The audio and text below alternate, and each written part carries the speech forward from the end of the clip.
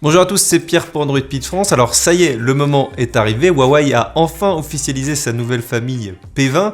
Alors outre les nouveaux smartphones haut de gamme que sont les Huawei P20 et P20 Pro, Huawei a tout simplement officialisé enfin le P20 Lite, ce smartphone de milieu de gamme du fabricant chinois. Alors on l'avait déjà vu en vente en Italie, mais le voilà désormais officiel.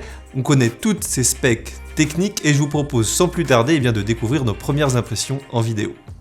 La première impression est évidente, le smartphone ressemble beaucoup au Huawei P20 et donc à l'iPhone X. L'écran de 5,8 pouces au format 18,7 par 9 et d'une définition de 2244 par 1080 pixels occupe la majorité de la partie frontale et on retrouve évidemment le notch ou encore encoche comme on dit en français. Toutefois, si vous le souhaitez, vous pouvez le désactiver à l'aide du logiciel. Sous le capot, le P20 Lite est moins spectaculaire que ses deux grands frères, les P20 et P20 Pro. Le processeur Kirin 659 est un socle de milieu de gamme. Il est accompagné de 4 Go de RAM et 64 Go de mémoire interne. Petite déception, la batterie de 3000 mAh ne permet qu'une charge rapide avec un maximum de 2 A. L'arrière du Huawei P20 Lite est également équipé d'un double appareil photo.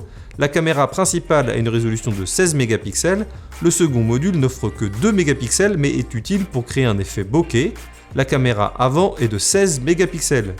Le P20 Lite tourne bien évidemment sous Android 8.0 Oreo et UI Emotion en version 8.0.1. Enfin, aucune trace de haut-parleur stéréo n'est présent ici, contrairement au P20 Pro. Voilà, c'est tout pour nos premières impressions sur ce Huawei P20 Lite. Sachez qu'il est déjà disponible en précommande au tarif de 369 € et qu'il débarquera très prochainement dans les boutiques.